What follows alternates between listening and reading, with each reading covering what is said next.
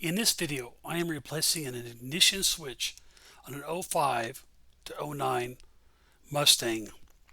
The reason why I'm replacing the switch is a car alarm kept going off, and when I put the computer scan device up to the ECM, it stated that the ignition switch was actually defective.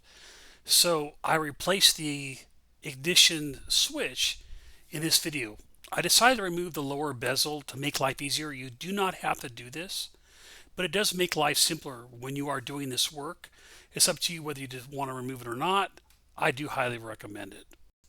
You have to remove several trim pieces to remove the lower kick panel. On an '05 to '09 Mustang, this is kind of a pain. You got to remove the center console. You got to remove the trim pieces on the driver's side on both sides, as well as the lower well piece. So if you're going to do this, again, you don't have to do this, but you will have to remove all these components. It only adds about 5 minutes of work to the job. But again, I do this because it makes access to the wire harness simpler when you're accessing the ignition switch. To complete this work, you will need a 7mm socket as well as a T15 socket. You will have to remove the pieces I show in this video. The top bezel has to be pulled out for the bottom bezel kick panel area to be removed. 2 7mm screws hold the bottom of the kick panel. After that, simply pull out the kick panel and disconnect the 2 wires that are connected to the lower kick panel. This is your light as well as your dim lights, and those will have to be disconnected. They will make a beeping noise if you are still connected to the battery. If you don't want to hear this beeping noise during the install, simply disconnect the battery.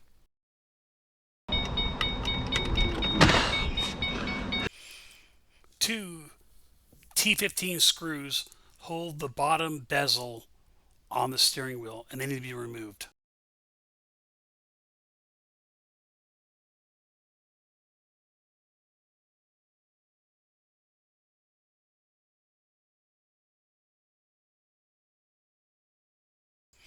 On an '05 to '09 Mustang, the ignition switch is on the opposite side of the tumbler. The rod passes through the steering wheel. To remove the ignition switch, you will have to disconnect the wire harness, and then there's 2 plastic clips on the top and the bottom that have to be pressed in and pulled out. The key has to be in the position before the start position to be removed. In my situation, I had to move the key around into different positions before I was able to remove it.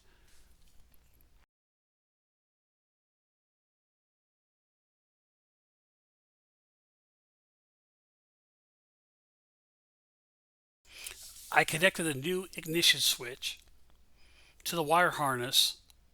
I then put the key into the position before the start position and reinstalled the ignition switch.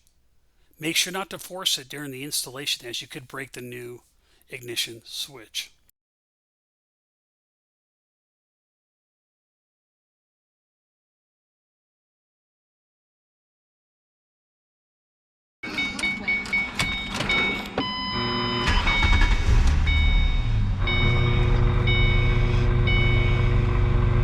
I reinstalled the trim pieces after validating the car operated correctly in all key positions.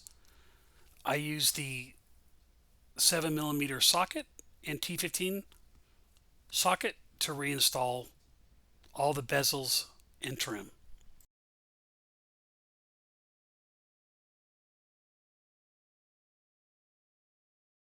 So if you like this video, go ahead and smash the like button below.